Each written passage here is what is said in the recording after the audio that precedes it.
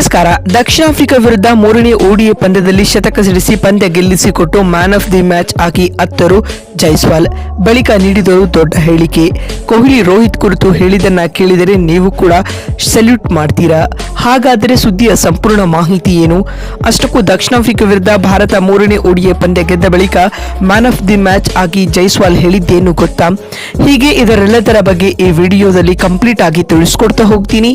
ಆದ್ದರಿಂದ ದಯವಿಟ್ಟು ಈ ವಿಡಿಯೋವನ್ನ ಕೊನೆವರೆಗೂ ನೋಡಿ.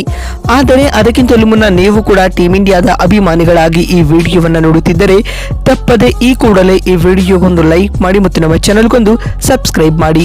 ಹೌದು, ವೈಜಾಗ್ನಲ್ಲಿ ನಡೆದ ದಕ್ಷಿಣ ಆಫ್ರಿಕಾ ವಿರುದ್ಧದ ಮೂರನೇ ಓಡಿಐ ಪಂದ್ಯದಲ್ಲಿ ಟೀಮ್ ಇಂಡಿಯಾದ ಆರಂಭಿಕ ಆಟಗಾರ ಯಶಸ್ವಿ ಜೈಸ್ವಾಲ್ ಸ್ಫೋಟಕ ಸೆಂಚುರಿ ಸಿಡಿಸಿ ಟೀಮ್ ಇಂಡಿಯಾದ ಗೆಲುವಿನಲ್ಲಿ ಮಹತ್ತರ ಪಾತ್ರ ವಹಿಸಿದ್ದಲ್ಲದೆ ತಮ್ಮ ಏಕದಿನ ವೃತ್ತಿ ಬದುಕಿನ ಮೊದಲ ಸೆಂಚುರಿಯನ್ನ ಕೂಡ ಬಾರಿಸಿದರು ಸ್ನೇಹಿತರೆ.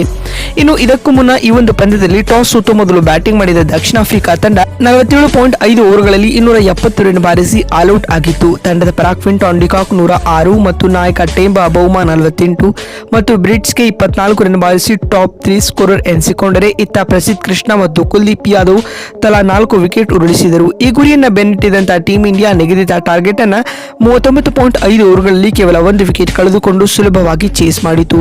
ತಂಡದ ಪರ ಆರಂಭಿಕ ಆಟಗಾರ ಯಶಸ್ವಿ ಜೈಸ್ವಾಲ್ ಅಜೇಯ 116 ರನ್ ಮತ್ತು ರೋಹಿತ್ ಶರ್ಮಾ 75 ಮತ್ತು ವಿರಾಟ್ ಕೊಹ್ಲಿ ಅಜೇಯ 65 ರನ್ ಬಾರಿಸಿ ತಂಡದ ಗೆಲುವಿನಲ್ಲಿ ಪ್ರಮುಖ ಪಾತ್ರ ವಹಿಸಿದರು. ಈ ಮುಖ್ಯವಾಗಿ ಭಾರತ ಈ ಪಂದ್ಯವನ್ನ 9 ವಿಕೆಟ್ಗಳಿಂದ ಗೆದ್ದುಕೊಳ್ಳುವ ಮೂಲಕ ಏಕದಿನ ಸರಣಿಯನ್ನ 2-1 ಅಂತರದಿಂದ ಏಕಪಕ್ಷೀಯವಾಗಿ ಗೆದ್ದುಕೊಂಡಿದೆ ಸ್ನೇಹಿತರೆ.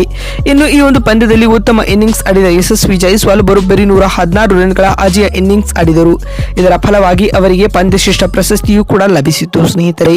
ಮತ್ತು ಪೋಸ್ಟ್ ಮ್ಯಾಚ್ ಇಂಟರ್ವ್ಯೂನಲ್ಲಿ ಮಾತನಾಡಿದ ಜೈಸ್ವಾಲ್ ಈ ರೀತಿಯಾಗಿ ತಿಳಿಸಿದ್ದಾರೆ: ಇಂದಿನ ಪಂದ್ಯದಲ್ಲಿನ ಆಟವು ನನ್ನ ಆತ್ಮವಿಶ್ವಾಸವನ್ನು ಸಾಕಷ್ಟು ಹೆಚ್ಚಿಸುತ್ತದೆ. ಈ ಆಟ ನನಗೆ ವೈಯಕ್ತಿಕವಾಗಿ ಅವಶ್ಯವಾಗಿತ್ತು, ಯಾಕೆಂದರೆ ನನ್ನ ಮೊದಲ 2 ಪಂದ್ಯಗಳಲ್ಲಿ ಸಪ್ಪೆ ಆಟವನ್ನ ನೀಡಿದ್ದೆ.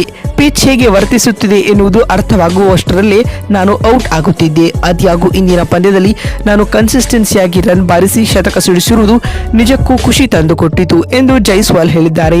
ಮತ್ತು ಮಾತು ಮುಂದುವರಿಸಿದ ಅವರು, ಇಂದಿನ ಪಂದ್ಯದಲ್ಲಿಯೂ ಆರಂಭಿಕ ಓವರ್ಗಳಲ್ಲಿ ರನ್ ಬಾರಿಸುವುದು ಕಷ್ಟವಾಗಿತ್ತು. ಆದ್ಯಾಗೂ ಅನುಭವಿ ಆಟಗಾರರಾದ ರೋಹಿತ್ ರವರ ಸಲಹೆಯನ್ನ ಪಡೆದುಕೊಂಡು ಇನ್ನಿಂಗ್ಸ್ ಬಿಲ್ಡ್ ಮಾಡಿದೆ. ಅದಾದ ಬಳಿಕ ಕೊಹ್ಲಿ ಶತಕ ಸಿಡಿಸುವಲ್ಲಿ ಪ್ರಮುಖ ಪಾತ್ರ ನಿರ್ವಹಿಸಿದರು.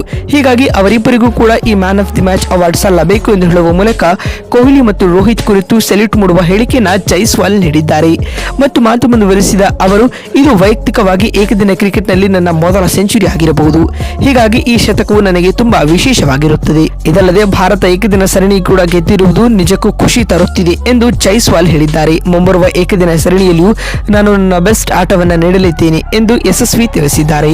ನೋಡಿದರೆ ದಕ್ಷಿಣ ಆಫ್ರಿಕಾ ವಿರುದ್ಧ ಭಾರತ ಏಕದಿನ ಸರಣಿ ಗೆದ್ದ ಬಳಿಕ ಮೂರನೇ ಓಡಿಐ ಪಂದ್ಯದಲ್ಲಿ ಮ್ಯಾನ್ ಆಫ್ ದಿ ಮ್ಯಾಚ್ ಆಗಿ ಜೈಸ್ವಾಲ್ ಹೇಳಿದ್ದೇನು ಅಂತ ತಿಳಿಸಿಕೊಡುವ ನಮ್ಮ ಈ ಪ್ರಯತ್ನ ನಿಮಗೆ ಇಷ್ಟವಾಗಿದ್ದಲ್ಲಿ ಈ ಕೂಡಲೇ ಈ ವಿಡಿಯೋಗೊಂದು ಲೈಕ್ ಮಾಡಿ. ಮತ್ತೊಂದು ವಿಡಿಯೋದಲ್ಲಿ ಸಿಗ್ತೀನಿ. ಅಲ್ಲಿವರೆಗೆ ನಮಸ್ಕಾರ, ಧನ್ಯವಾದಗಳು ಸ್ನೇಹಿತರೆ.